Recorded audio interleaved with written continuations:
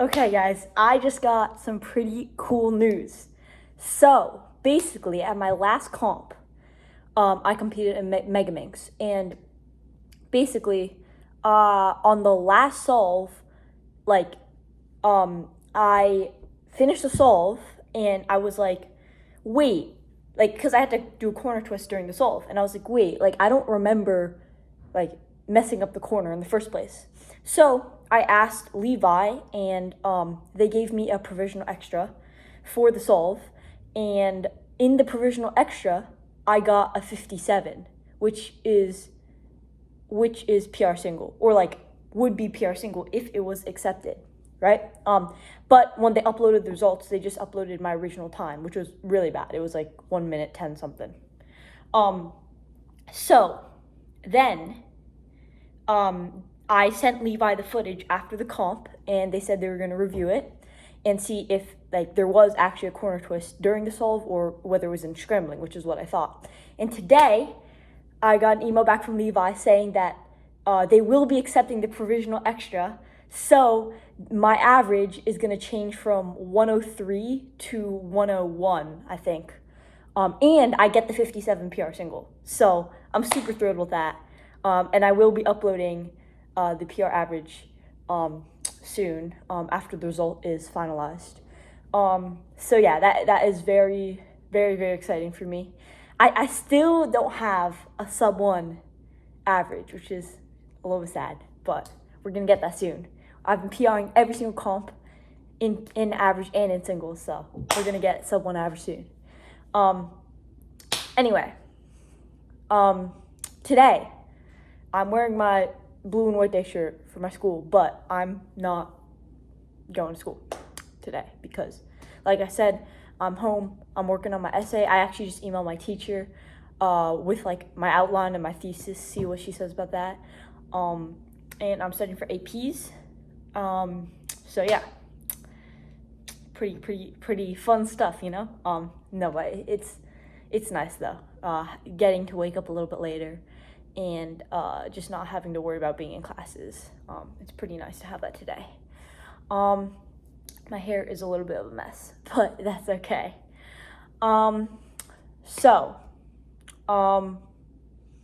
Yeah, I don't really have like too much I was thinking about talking about today, to be honest, for this update, other than just that megaminx thing.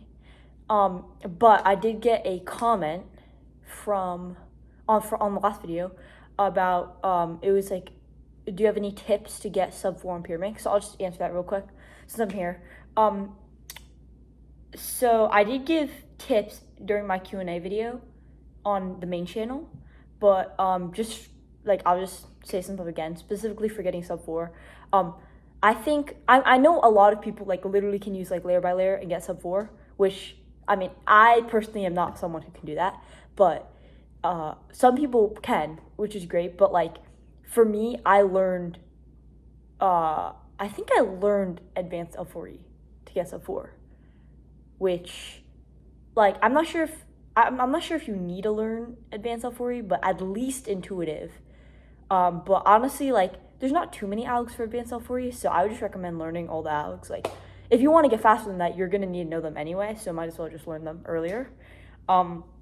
And like a big thing for me, which I think is like so underrated, such an underrated part of PureMix, is your pickup and like how you solve tips. So like honestly, the way I learned this was just by watching like a bunch of like solves, because like sometimes in example solves like they don't really like explain like the tip thing, but like I know Harsha has a good video. It's like called like tips for the tips or something like that. I watched that, and I watched Ezra Shear's like breakdown video where he actually went through his own like video of like a POV cam of how he like did certain tip finger tricks. And yeah, I think like doing them all at the beginning is a very good way to do it. That's what I do. Or at least doing 3 at the beginning. And yeah, so there's like certain like finger tricks for the tips and stuff that like are honestly like very, very like useful. And that can cut down like a lot of time. And like obviously you want to inspect your tips. You don't want to just like go into them blindly and just like turn them randomly. Yeah, I'd say other than that, like just try to try to build as many blocks as you can like with your V. Don't like really try not to like insert every piece and the way like I've gotten better at that is just by doing like solves with unlimited inspection and like really trying to push myself to find new solutions. And like you can keep doing this like until like I feel like you can always get better at solutions. It's always something you can work on. So yeah, those are my tips to get sub 4 in pure minx.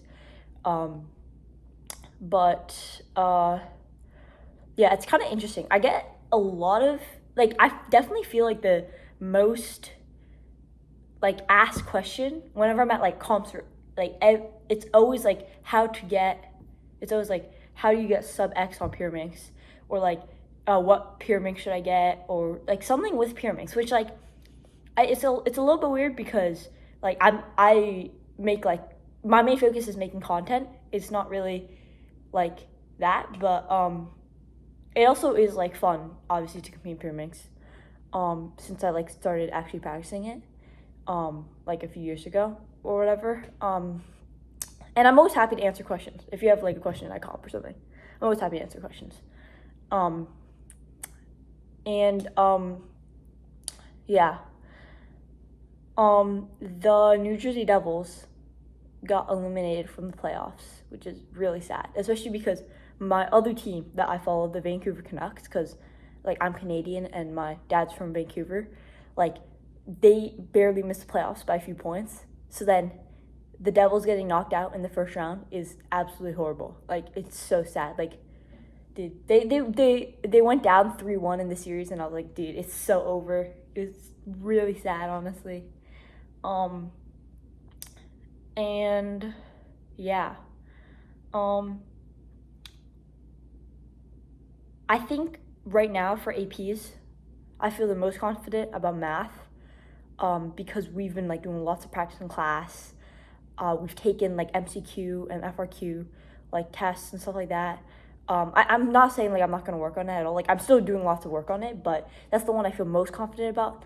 Then it's probably micro econ because the mathy side of econ is a lot easier than like the conceptual side and like the like history-ish side, if that makes sense.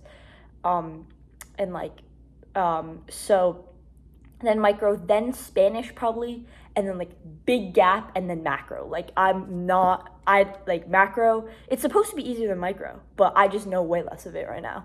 And also the class I'm taking for like I'm taking like it's a full year class, like micro first semester, macro second semester. And the thing is that it's not an AP class, even though most students sit for the AP test anyway, but it's not like labeled an AP class. So we haven't really been learning like the AP material. We've just kind of been learning it.